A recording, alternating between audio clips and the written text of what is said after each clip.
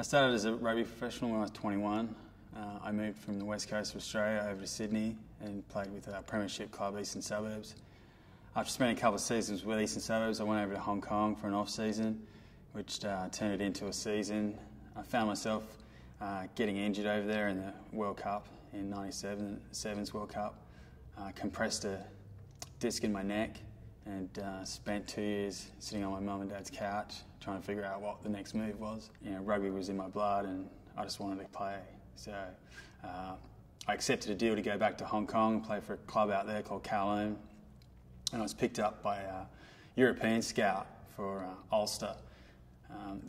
Currently they just won the European Championship. So I was heading over to Belfast. So from Ulster I ended up heading over to Bedford, playing for a Division 1 Premiership team over in England. Spent a season with those guys. I was playing for Hong Kong in the World Cup against Argentina. And when you're in a stadium with 55,000 people plus, you know, the excitement's high and the commitment to winning the ball and winning the games pretty much takes over.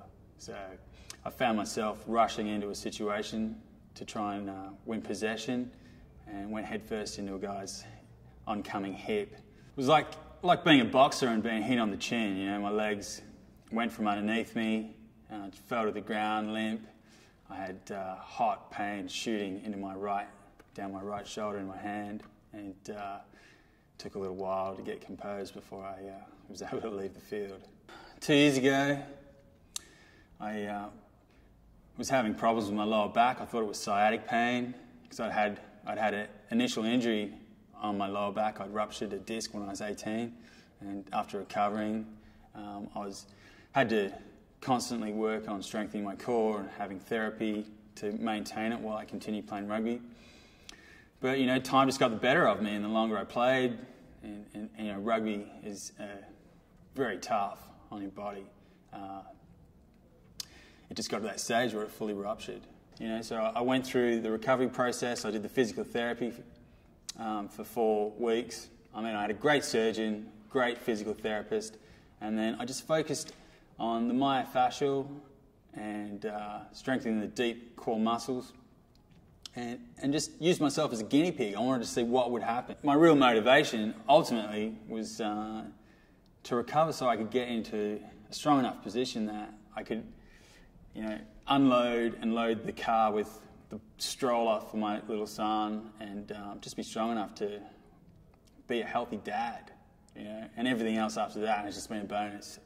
I'd go and visit with my therapist twice a week, and every time I'd go in there, I'd notice the look or expression on her face just to see that I'd progressed a little bit further than she thought I would in that given time. And 8 months after surgery, I'm down on Santa Monica Beach playing touch rugby. After that, you know, I had to pretty much drop everything and just look after my son. But the one thing that I maintained throughout the whole process was just continually rolling out on the balls, releasing all the tension in my muscles. And the longer I rolled out, the more tension that released. You know, the more tension that released, it was easier for my posture to find its natural, neutral position. You know, I focused on strengthening the core, and it gave me real stability in through the hips, through the pelvis, allowed me to really create a strong base and just progress into a state of fitness. As soon as you start and get into a consistent program, you're going to start to see benefits straight away. You know, increased mobility, increased flexibility, reduction in pain, and once you can get past the first 3, 4 weeks, 6 weeks, and you're into a routine, you know, you'll come home after you've had a day, you have dinner, you normally sit in front of the television and you know, decompress after your day. Instead of sitting on the couch, grab your ball, roll around, just sit on it, roll around, go to all the places that feel good, that make you feel comfortable. Get into that routine. Once you're in that routine, you know, you work your whole body, and it'll become addictive, because whenever you feel good, you just want more.